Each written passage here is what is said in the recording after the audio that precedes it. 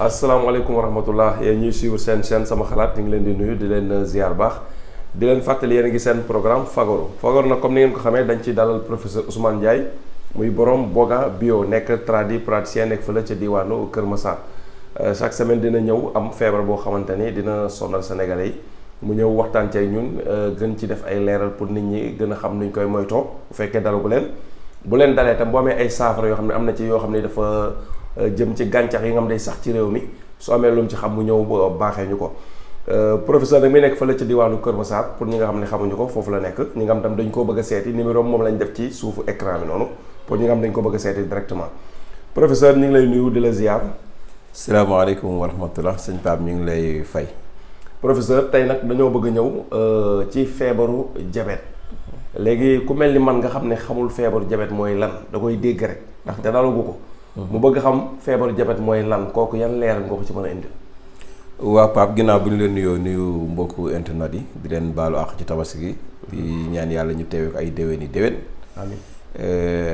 feebaru diabète feebar la boo xamante ni feebar la bu bari la déjà ci àddina bi. surtout France ak lu mel ni Sénégal ak yu demee noonu. maanaam daal feebar la boo xam ne jamono ji dafa bari dans le monde entier. te li muy rey bari li muy ak dégâts yi muy def bari mais pour ñu xam ni diabète mooy lan buñ ko mënoon di définir maanaam buñ ko mënoon di wax joo xamante ni ku ko dégg di nga ko xam. dañ koy tënk rek ci benn baat wala ci ñaari baat. muy diabète mooy suukar si nekk si yaram. boo xam ne dafa ëpp. maanaam deret ji dafa am suukar bi ci war a nekk ci deret ci biir deret ji. deret jooju nag suukar bi mu soxla. su fekkente ni dafa ñëw am lu ëpp loolu. kooku la ñuy wax ni dafa amee diabète. moom la mag ñi daan wax ni feebaru suukar. waaw suukar si mooy ëpp ci yaram yi ba dem nekk dugg ci biir deret ji. deret jooju mu dugg nag lam waroon a am ci suukar parce que deret di war na am suukar gaamoo. mais lam ci am nag bari. loolu la ñuy wax feebaru diabète. maanaam bu ñu ko doon tënk daal. pour ki nga xamante ni moom ci wax rek dina mën a xam lan mooy diabète. mooy feebar la boo xam ni suukar si nit ki li mu am soxla ci suukar. ci yaram wi am na lu ko ëpp. d'accord léegi nag jël na suukar su bari ci yaram wi loolu moo tax ñu ne kii dafa amee diabète. donc ci définition daal pour mu gën a gaaw loolu mooy feebaru diabète. léegi kon ñu bëggoon xam ginnaaw ba mu nekkee feebar suukar la diabète lan moo koy joxe wala yan ñoo koy joxe. waaw foofu ba léegi Pape lan moo koy joxe ak lan moo koy joxe am na ci ay wuute. wala boog scientifiquement laay wax nag trouvé guñ ci exact luy joxe diabète. liñ ci xam daal ñaar la pour le moment mën nañ ko wax noonu pour ki mën a seetaan mën a comprendre. benn bi wax nañ ni pancréas bi nga xamante ni mu ngi ci yaram bi. dafa war di defar insuline. waaw insuline boobu moom mooy tax glucose bi nga xamante ni nit ki soxna mooy suukar bi. moom moo koy lijjanti régler ko ba nga xamante ni day normal ci yaram bi. léegi su fekkee nag pancréas boobu. deful liggéeyam normal soit feebar na. wala sax xëy na feebarul dara jotu ko. mais insuline bi mu waroon a defar. defaru ci lu doy. wala boog defarul insuline. xam nga ñaar yooyu bokkul. maanaam li mu war a liggéey muy defar insuline bi moom pancréas bi defu ko. kon insuline boobu day tax suukar bi glucose bi bu ñëwee rek day bari dem ci deret ji. su fekkee lam ci war a defarit doyul ci insuline bi. insuline bi tamit du mën a régler glucose boobu ba nga xamante ni léegi dina ko mën a régler carrément mu dem. léegi su ko defee tamit insuline boobu day am problème bu ko defee glucose boobu tamit. day dugg ci deret ji. léegi bu ko defee nag loolu mooy premièrement bi nga xamante ni mooy cause diabète. muy problème mu pancréas bi mooy am problème. insuline bi mu waroon a defar mënatu koo defar. wala defaru ci lu doy. léegi nag bu ko defee suukar bi nit kiy consommé. muy glucose boobu day ñëw rek day dugg deret ci deret ji maanaam wala ni mu ko mënoon a seggee dootu ko seggee noonu. exemple muy benn. bi ci des ñu mën ni feebaru héréditaire la. héréditaire mooy feebar boo xam ne day wàlle ci wàllu waajur. en général diabète feebar la boo xam ne ku ko sa waajur am rek surtout waajur jigéen en général. am nga 90% pour am diabète moo tax ñu ne c'est une maladie héréditaire. donc en général ci cause yi daal yooyu lañ ci scientifiquement yooyu lañ ci mën a définir. am na ci boo demee ci américains yi sax am na ñoo xam dañ ne ci yenn ki université yooyu dañ la wax ni xamaguñu cause yi exemple. waaw da xamaguñu lan moo ko joxe exact. dëgg la te xamaguñ ko mais yii ma la wax daal ñaar yi moom. moom bokk na ci yi nga xamante ni moom day joxe suukar moom. d'accord muy yooyu. d'accord léegi nga wax nga ci insuline. voilà mu nekk nga ne pancréas bi day defal insuline boobu moom moo koy war a filtrer. boobu presque kon mooy cause bi nga xam ne moo ci gën a. mooy cause normale. moo ci gën a fes. Effectivement. léegi nag bëggoon nañ xam par exemple tey nit ki yan màndarga moo ko mën a xamal ni am na jabet ak amul jabet ci seetlu rek. waaw ci seetlu boo ko waxee Pape mooy ki nga xamante ne demagul hôpital exemple. waaw maanaam yëg na ko ci yaramam. day bokk benn nit ki mën na jékk ba jàgg di jeex. jabet dina jeexloo nit. foofu tamit am na ñoo xam tamit da leen di may yaram lu leen ëff tamit. bokk na ci muy benn. am na ci ñoo xam ne dañuy mar. fu ñu toll dañuy mar seen put gi di wow. signes yooyu tamit bokk na ci signe jabet. am na ci ñoo xam ne tamit da leen di def tuur ndox bu bari te jege yaantoo. nga xamante ni fu ñu toll rek dinañ sawi lu bari. ci journée bi. wala ci guddi gi jóg guddi gi lu bari di sawi. tuur ndox daf ko waral. am na ci ñoo xamante ni tamit day dem ba daf leen di gaaw a sonnaloo. maanaam bu ñuy kii. suñuy liggéey wala ba bu ñu liggéeyul bu ñu doxee tuuti rek dañuy sonn. mën na cee dem ba indi leen am ñoo xam ne mën na leen def xel muy teey ñuy am nausée li ñuy wax nausée. nga xam ne seen xel day teey wala yu demee noonu. am na ci ñoo xamante ni da leen di indil cécité crépusculaire maanaam bët yu xaw a fulu. wala gis bi dootul neex. am na ci ñoo xam ne mën na leen dem ba indi leen impuissance sexuelle maanaam jiw sëy ak seen wàllu soxna. du ñu sëy bu normal wala bu ñu sëy dañuy gaaw a àgg. waaw surtout loolu. surtout tamit mooy li ñu ko waxee woon sànq naan bi. nga xam dañuy am soif intense dañuy mar dañuy naan tuuti maraat wala seen put gi di wow. donc am na ci ñoo xam ne tamit mën na leen indil manque d'appétit. manque d'appétit day mën na nekk loolu. parfois am na ci benn signe tamit boo xam ne parfois dina ko xaw a kii waaj a am jabet. mën na nekk signe tamit muy tànk yi tàng jër suufu tànk yi. loolu mais nag loolu du jabet rek mën na nekk signe hémorroïde mën na nekk ndoxu siti ak yu demee noonu. mais parfois ci ñuy waaj a am suukar. mën na nekk signe boo xam ne signe d'alerte lay nekk exemple. am na suufu tànk yi day tànk jër mel ni safar loolu. yooyu aussi bokk na ci signe yi. yooyu daal ku ko am moom. mën na dem seeti kër docteur. seeti docteur. d'accord loolu leer na.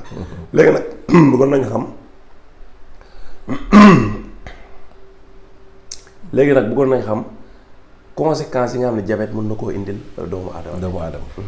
waaw conséquences yi moom dafa bëri Pape. li mu bëree mooy. bi ci njëkk waxoon nañ ni la day mën na yóbbu nit ki àllaaxira mën na day rey maanaam. te OMS découvrir na ni. ci kanam. maanaam diabète mën na nekk 7e taux de mortalité. ñi dee ci diabète ci ñi diabète waaw maanaam nekk feebar boo xam ni. mooy 7e boo xamante ni mooy ci ñiy faat doomu aadama la bokk. te bu dul loolu gis nañ ni diabète tamit ñi ko amee dañuy bëriwaat yeneen feebar. diabète mën na dem ba indi nit ki AVC. diabète mën na dem ba indi li may wax moom bii xam nañ ñëpp xam nañ ko muy amputation dagg tànk. nga xamante ni nit ki day dem ba nga xamante ni dañuy dagg cëram. surtout tànk wala yu demee noonu bu fekkente ni nit ki dafa amee lu demee ni góomu robaale ak yooyu. donc en général loolu moom bëri na ci. mën nañ dem bañ dagg tànkam. am na ci ñoo xam ne sax mën nañoo dem bañ dagg seen ñaari tànk on se billaay ñaan ñu ko kenn. mën na diabète mën na ko def. diabète mën na indi cardiaque. ñi am diabète mën nañu am problème mu cardiaque. mais aussi mën nañ dem ba nga xamante ni dañuy am problème mu nerf. donc mën na leen koo indil. donc mën na leen indil tamit problème mu cécité maanaam comme ni ñu ko waxee woon sànq. gis boo xamante ni bu timis xasee jot rek. dootuñu gis. day leen dem seen gis dootu demee noonu mën na dem sax ba ñàkkloo leen ci ay bët. donc loolu mën na ci nekk. mën na dem ba indi leen ulcère de pied mooy li ñu waxee woon góomu tànk boo xamante ni. finalement fa muy mujj dañ koy dagg. donc ak décès bi ñu waxoon sànq. donc mën na dem ba yóbbu nit ki àllaaxira te lii mooy complication yi nga xamante ni moom bëri na ci ñi nga xamante ni amee nañ diabète. d'accord yaakaar naa loolu kon nekk na lu leer. wala nag comme xam naa balaa ñuy tàggatoo pour mot d'espoir. bala ñuy tàggatoo di ñëw ci deuxième partie bi nga xam ne dañuy ñëw ci prévention yi ak solution yi. question bi ñu lay laaj mooy diabète ndax day wér wala du wér. waaw Pape yaa ngi may indiwaat question boo xam ne ba léegi nit ñi ñu koy laaj. nit ñi mooy laaj te sawar naa pour tontu ci. parce que defe naa su ma fàttali ko Pape 2 ans ci ginnaaw. fii laa toogoon ni diabète day wér. ba défier wu fi woon ay médecins sax. yàlla tamit bi may wax loolu wéetoon naa trop. parce que boobu Sénégal ñu bëri. ñemewuñu woon toog ni diabète dina wér. léegi sax maa ngi foo teel gi ñu dégg ñu naan diabète mi wér. mais jamono yooyu defe naa koo dégg mu ne diabète day wér sax. man sax dama ko doon tuusa wax ndax boo ko waxee nit ñi duñ ko gëm. mais tey yàlla dimbali nañu Pape diggante boobu ak léegi liñ ci faj ëpp na 100 personnes. yow témoin ngay defe nga dafa naa li may wax ni. du ay waxantu. waaw lu fi jàll la ba pare. bi ci des mooy Pape. liñ ci faj. nee naa la ëpp na 100 personnes donte nag am na ci 4 wala 5 yoo xam ni. moom xëy na moom mun a faj naa leen mais aboutirul. loolu tamit xëy na dinañ ci gën a gëstuwaat bu yu demee noonu. waaw am na ci 4 ba 5 personnes yoo xam ni ñëw nañ ci yow te wéruñu. waaw parce que peut-être seen diabète daa avancé daa chronique. waaw bon kenn ki moom sax moom mi ngi en forme. moom changé na carrément boo ko gisee moom doone sax dafa am diabète mais diabète mënta wàcc. donc c'est un cas. bon ñi keneen kii mi ngi Espagne defe naa xam nga benn xale bu ndaw xam naa yaayam bi mi ngi may déglu sax. moom it def nañ traitement bi. mais tamit mujjul aboutir. def na 6 mois traitement mais mujjul aboutir. bon peut-être yooyu xëy na ñu changé garab wala yu demee noonu. ak sama beneen xaritu Serigne man à peu près daal 4 lañ 6 ci ñuy respecté seen kii te wàccuñu. mais ñi ci des ñëpp defe naa yàlla defal nañu ndam. te li may wax ni Pape léegi li ma bëggoon nag mooy wax day am. seede. donte yow am nga ci seede ndax ñu bëri envoyé naa leen seeni audio yu ñu ma envoyé. mais pour mu am seede àddina bi yëpp duñu seetaan. ñett rek laa bëgg yoo xamante ni mës nañ leen a faj diabète bu fekkee ñi ngi seetaan vidéo yi. ñu envoyé ñu témoignage ñu teg ko ci télé bi. loolu autorisé la nga dugal ko. ñu autorisé wu ñu dañ la envoyé témoignage mais autorisé wuñu la ko partage. waaw parce que témoignage jàmm du ma ko dugal li ma ci yor moom ëpp na téeméer. waaw mais koo xam ne am yow sa bopp xool nga ni seetaan nañ la nga wér. nga def sa témoignage bu la neexee témoignage bu tudd sa tur. waxal fi nga dëkk rek. wax ni faj naa la nga envoyé ma ko ñu teg ko ci télé bi ñett rek baax na ñu xool ba xam. diabète dina wér wala du wér defe naa lu am témoignage moom. kenn du ko werante. donte man bëgguma mais tamit patients yi tamit boo leen faje ba mu bër boo xam naa dañ ne sax bëgguma day laaj lu bëri mais léegi-léeg tam du mën a ñàkk. muy léegi-léeg tam nga demandé leen loolu ndax. mën nañ def témoignage pour mën a dimbali ñeneen waaw kay looloo tax may wax sax. bu dee bu ko patient bi nangu nga jël ko témoignage bu ko nangul tam nga bàyyi. waaw man autant pas bëgguma témoignage. waaw loolu xam naa ko. man maa bëggul woon témoignage ñi ma témoignage sànni ma bari na mais man maa bëggul témoignage xam nga lu tax. parce que témoignage dafa nekk loo xamante ni ci Sénégal gi lu yomb la. waaw dama damay génn jox la benn 10 000 francs wala 3 000 wala 5 000 wala jëndal la crédit. waaw nga di saa waay ji maa ko fajoon ba ma fajee nangam ak nanga fekk dara amu ci. waaw ñu bëri sax noonu lañ koy jàpp fi am waaw. te yooyu nag ñun tax ñoo jóg. ki nga xamante ni faj nañ ko te yàlla rek tax. mu gis ni wér na. pour dimbali yeneen doomu aadama. pour wane ni diabète day wér moom kooku la ñu wax nañu envoyé témoignage am mu ci amee ñaar baax na ba ñett baax na doy na sëkk. te defe naa balaa semaine prochaine war nañ ko mën a am. ñu dugal ko pour wane ni li ñuy wax du ay caaxaan. incha allah bi ci des nag mooy. Pape boo ñu nee diabète dina wér. nekkul ni rek képp ku ñëw seet si ma rek da ngaa war a wér. waaw il faut tamit ñu xam loolu c'est-à-dire yàlla mooy faj toujours dama ko wax yàlla mooy wéral. liñ ciy faj diabète cancer rek hépatite kenn xamul na mu toll. mais nag yenn saa yi di nga am ay cas yoo xam ne wax dëgg yàlla doo ci mën dara xëy na loolu yàlla namm tamit xëy na donte bariwul. tey bu ma doon wax diabète am nañ ci lu ñu ëpp na 90% loolu ñu koy am ci Sénégal wala àddina bariwul bu dee am na. comme lan mais nag ñu xamee ko noonu mais moom diabète moom. li ma lay tontu mooy day wér. day wér waxaat naa ko fi ren incha allah. te yaakaar naa ni dinañ ci gën a avancé. loolu ma àdduna noonu la tëddee. parce que boo xoolee dëkk yi gën a développé ci àdduna bi ci wàllu médecine. ëpp matériel ci wàllu médecine. malade dañ fay dugg ñiy wér ñii duñ wér ñii dee. waaw c'est comme ça la vie. li am solo mooy ñii wér nañ gën a bari. waaw ka ñii të. waaw loolu moo ci am solo. kon professeur ñu bàyyi la nga tàggatoo ñu jox ñi seetaan rendez-vous ci deuxième partie bi nga xam ni mooy partie préférée bi. am dañuy ñëw ci prévention muy nit ñi di bañ a diabète. c'est ça waaw ñuy bañ a diabète. nan la ñuy def bay bañ a diabète. effectivement voilà après ñëw nag ci ñu diabète ba pare moom ndax am na ay solution ci gàncax yi sax ci réew mi. su ko defee boo leen ci mënee baaxee wax leen ay recommandation baax na sëñ Pape jërëjëf ñu ngi leen di nuyu di leen ziar di leen joxaat dig daje ci beneen vidéo bi. asalaamaaleykum wa rahmatullah.